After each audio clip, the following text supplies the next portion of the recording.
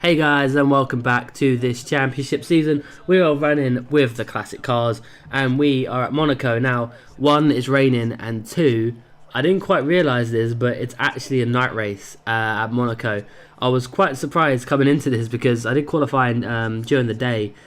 Um, yeah, and it was a night race, so I was very impressed. Didn't expect that whatsoever, but the Red Bull does look really nice under the spotlights at Monaco. Now, it's going to be a pretty boring race because it is Monaco, and these classic cars aren't, that entertaining in terms of overtakes. But we're going to wait for the 5 lights to come on. We're going to hopefully get off to a good start, and that we do. We don't actually get a fast starting teammate like we have so far this season. If anything, we were the fast starting Red Bull to come through the field. But we're going to take the lead comfortably into turn one, just ahead of our teammate Pierre Gasly, who is of course ahead of our championship rival Charles Leclerc. But it's going to be an interesting race, just to see what happens. So our start was more or less perfect. Nothing really happened in terms of us, but behind us there was a few little bit of battles going on. Alex Lynn got off to a good start alongside Mick Schumacher, but you can see both Red Bulls do make it past Mick Schumacher. But it's going to be Sean Galal who's going to go up the side of Mick Schumacher, but he's going to lose out just down to the pure pace. But it does look like it's not raining that hard, but for a weird reason we only have full wet tyres.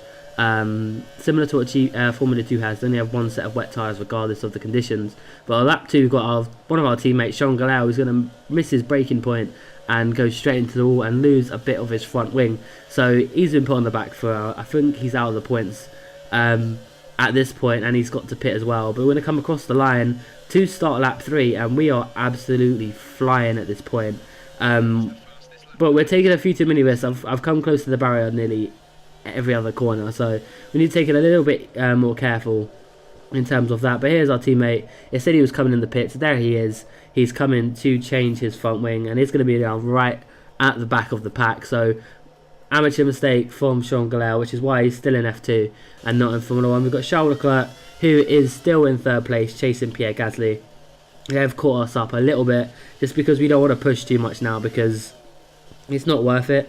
I wanted to get the fastest lap just because, why not? Might as well just go for it. But there is our teammate on the last lap, Sean Galal in last place, in his own little world, just trundling around, trying to get the car home. It's a bit slippery conditions, but all in all it's not that too bad, and we led from lights to flag, fastest lap.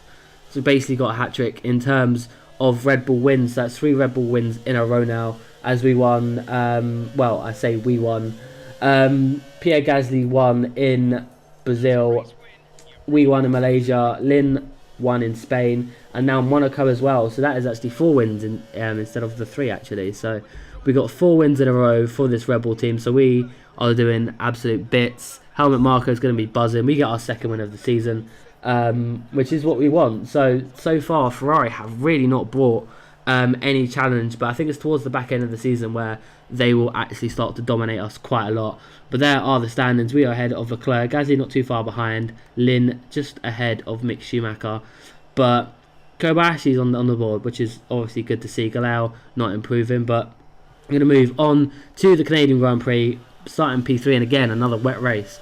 So if Monaco is anything to go by, if we push, we could actually win this as well, which I thought was going to be a very Ferrari power circuit, which it certainly was in qualifying. We get off to a fantastic start, go past Leclerc and Schumacher. We're going to go into turn 1 and we're going to lock our tyres really badly, so we're going to have to jump to the runoff. We're going to get a penalty for that. We had nowhere else to go. We've got Schumacher and Leclerc coming at us. We're going to just hold them off. I don't know what Schumacher did. I think he braked just not to avoid us, but we do maintain first position, although we do have a penalty, which is kind of iffy. But all we need to do is pull 2 seconds out on Mick Schumacher, and we should be good. But Kamui Kobayashi is up into 3rd place, I think that was. So I'm pretty sure it was Kobayashi in 3rd, so he could get some more points. But you can see we had like a Sebastian Vettel start from 2016, but we just completely miss. We just missed turn 1 out completely, so we basically did Nico Rosberg. So there's Mick Schumacher, he really slows down, and there actually goes, I think it's Barrichello and Kobayashi though, actually in 2nd and 3rd. But we're going to have a look at on board of Charles Leclerc. We're going to see, we kind of screwed him over a little bit. We went straight to the left hand side, so he could have gone to the right, but he didn't. So there we go. We just miss our braking point. Leclerc and Schumacher go side by side through to turn 1. Leclerc will have better traction. And then you can see we always go into the left. He ends up going that side. But there goes the 2 Ferraris and then another one. And Leclerc almost loses another position as well. But luckily he manages to hold on to that, which won't affect his championship hopefully too much.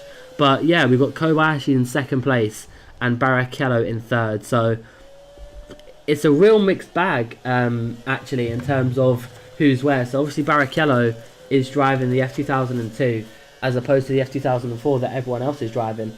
But yeah, completely out of nowhere from Rubens Barrichello. So he's doing a fantastic job himself, actually getting into a podium position, which is obviously great for him.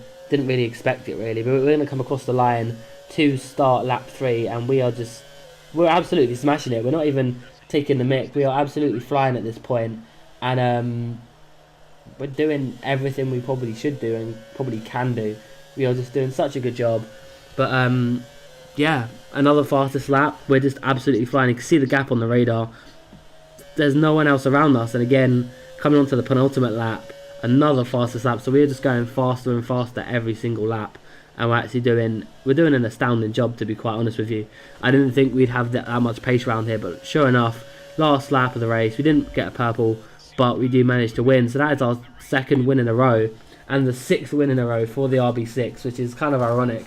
6 wins in a row in this car. You could definitely see how quick this car is and why I did so well in real life, but solid. We just absolutely dominated this episode and the last 2 races. Now it's going to be difficult for us to maintain this pace. Ferrari are definitely going to come back harder. We've got a few more drivers on the board, but anyway, that's been it for Monaco and Canada. We'll see you in Austria and Great Britain. So until then guys, I'll see you then. Bye bye.